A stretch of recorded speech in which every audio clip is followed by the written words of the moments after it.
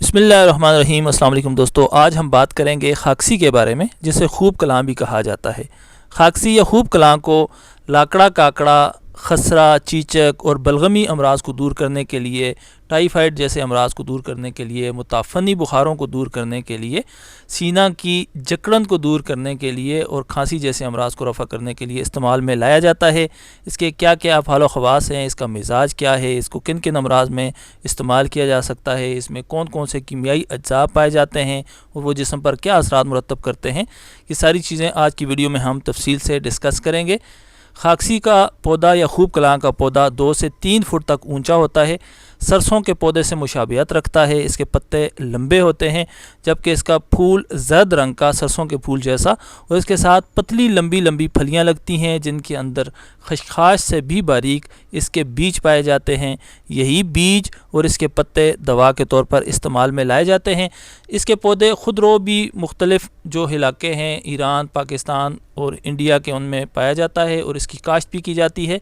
इसके जो बीज हैं वो बिल्कुल बारीक, बहुत बारीक, खशखाश के दानों से भी छोटे होते हैं और सुर्खी ज़ाफ़रानी रंग के होते हैं, और ये बीज हम दवा के तौर पर इस्तेमाल करते हैं। और इसके पत्तों को भी साग के तौर पर भी इस्तेमाल किया जाता है और दवा के तौर पर भी इस्तेमाल में लाया जाता है।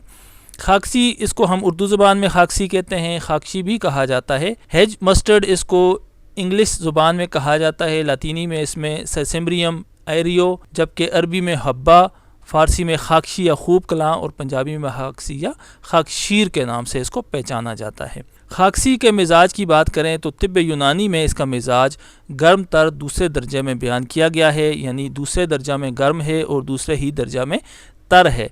जबकि हकीम मुनीर अहमद कुरैशी साहब अपनी किताब में इसका मिजाज दूसरे दर्जा में गर्म और तीसरे दर्जा में खुश्क बयान करते हैं। लेकिन तिब्ब यूनानी के मुताबिक जो इसके अफ़ाल ख़वास और जो इसका मिजाज बयान किया गया है, अगर उसको समझा जाए तो वो ज़्यादा मुनासिब है। खाकसी या खूब कलां को बहुत सारे अमराज को दूर करने के लिए इस्तेमाल किया जाता है। जैसा कि आप सामने स्क्रीन पर देखें तो ये बुखारों को दूर करने के लिए हम खाकसी को इस्तेमाल करते हैं। वरम तहलील करने के लिए, हमारे जिस्म में बलगमी वरम अगर पैदा हो जाएं तो उनको तहलील करने के लिए इस्तेमाल करते हैं। सीना में अंदर, सीना की नालियों के अंदर बलगम जमा हो जाए, जकड़न जैसी कैफियत पैदा हो जाए, तो उस बलगम को ख़ारिज करने के लिए खाकसी इस्तेमाल की जाती है। पेट में बहुत ज़्यादा गैसेस बनती हों तो गैस को ख़त्म करने के लिए कार्बोनेटिव दवा के तौर पर इसको इस्तेमाल किया जाता है। जिन लोगों का पसीना बंद हो जाए, पसीना ना आता हो, तो उनको पसीना लाने के लिए भी खाकसी को इस्तेमाल किया जाता है। और पेशाब अगर बंद हो जाए या कम आता हो तो पेशाब जारी करने के लिए भी खाकसी को इस्तेमाल में लाया जाता है। इसके अलावा इसमें बॉडी फैटनिंग प्रॉपर्टीज़ भी मौजूद हैं, यानी जिस्म को मोटा करने की सिफ़त भी इसमें मौजूद है। सुद्दे खोलने की, यानी हमारे जिस्म के अंदरूनी नालियों में, रगों में कहीं पर सुद्दे बन जाएं, रुकावटें पैदा हो जाएं, तो ये उन रुकावटों को दूर करने की सलाहियत भी रखती है। इसके अलावा इसके जो मुताफ़नी अमराज हमारे जिस्म में पैदा होते हैं, जैसा कि चीचक है, खसरा है, मोती झर्रा या हैज़ा जैसे अमराज हैं, इनको दूर करने के लिए भी खाकसी या खूब कलां को नहायत मुफीद पाया गया है। मौसमी बुखार हों या बलगमी बुखार हों, तो इन बुखारों को दूर करने के लिए भी खाकसी को इस्तेमाल किया जाता है। इसके अलावा इसको टाइफाइड के मर्ज़ को दूर करने के लिए भी खाकसी को इस्तेमाल में लाया जाता है। सीना में जकड़न हो या खांसी हो या बलगम की वजह से नालियाँ तंग हो जाएं, बंद हो जाएं, तो ये उस बलगम को ख़ारिज करके सीना की जो नालियाँ हैं, हमारे फेफड़ों की जो नालियाँ हैं, उनको खोल देता है और खांसी में और दमा में आराम पहुंचाता है। इसके अलावा खसिया का जो वर्म है, सूजन अक्सर लोगों में पैदा हो जाती है, उसको दूर करने के लिए भी अंदरूनी तौर पर और बाहर इसका पेस्ट लगाने के लिए भी इस्तेमाल किया जाता है। ख़वातीन के पिस्तान में अगर वर्म पैदा हो जाए तो उस वर्म को तहलील करने के लिए खिलाने के तौर पर और इसके पत्तों का पेस्ट लगाने से भी इसमें आराम आता है। इसके अलावा खाकसी या खूब कलां जो कैंसर के वर्म होते हैं, कैंसर की गिल्टियाँ होती हैं, उनको तहलील करने के लिए भी इसको इस्तेमाल में लाया जाता है। जबकि अगर जोड़ों में दर्द हो, प्यास की ज़्यादती हो, तो इन तकालीफ़ को दूर करने के लिए भी खाकसी को इस्तेमाल में लाया जाता है। घरेलू तौर पर लाकड़ा काकड़ा का मर्ज़ हो, खसरा हो या चीचक हो, तो उसको ज़माने कदीम से खाकसी या खूब कलां को इन अमराज को दूर करने के लिए इस्तेमाल में लाया जाता है। इसमें बहुत सारे कीमियाई अज्जा मौजूद हैं। उन कीमियाई अज्जा की बात करें और उनके जिस्म पर मुख्तलिफ जो असरात हैं उनकी बात करें तो सामने स्लाइड पे आप तफसील से देख सकते हैं कि इसमें फ्लेवोनाइड्स की बहुत ज़्यादा मकदार पाई जाती है और फ्लेवोनाइड्स की मौजूदगी की वजह से ये जरासीम कुश है, हमारे खुलियात की हिफाजत करती है और हमारे जिस्म में से सोजिश को दूर कर देती है। इसमें ग्लूकोसिनोलेट नामी केमिकल्स पाए जाते हैं जो कि हमारे हाजमा के निज़ाम को और भूख को मुतहर्रिक कर देते हैं। नेरिनिन इसमें कीमियाई अज्जा मौजूद हैं जो कि एंटीऑक्सीडेंट हैं, यानी हमारे खुलियात की गैर तबही जो टूट फूट है उसको रोकते हैं, खुलियात की हिफाजत करते हैं। इसमें विटामिन सी है, कार्बोहाइड्रेट्स हैं, बीटा कैरोटीन है, कैल्शियम है, फास्फोरस है और इसका जो प्लांट एक्सट्रैक्ट है, ये सारी चीज़ें एक तरफ तो हमारे जिस्म की ग़िज़ाई ज़रूरियात को भी पूरा करती हैं और इसके साथ साथ हैज़ा हो, के हो या इसके अलावा बुखार हो, दमा की कैफियत हो, सीना की जकड़न की कैफियत हो, तो इन तमाम कैफियत में ये अज्जा और इसका ये जो एक्सट्रैक्ट है ये मुफीद होते हैं। इसके अलावा ये जिगर और तिल्ली को भी साफ़ करने की सिफ़ात इसमें मौजूद हैं।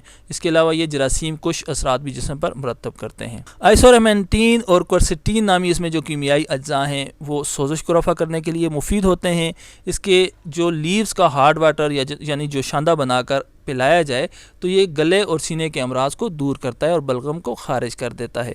इसका जो इसेंशियल वोलेटाइल ऑयल इसमें से हासिल किया जाता है, जो इसमें पाया जाता है, वो हमारे जिस्म के दर्दों में आराम पहुंचाता है, जोड़ों के दर्दों में आराम पहुंचाता है। सीने के ऊपर अगर उस ऑयल को लगाया जाए, मालिश की जाए तो सीना की जकड़न को दूर करता है।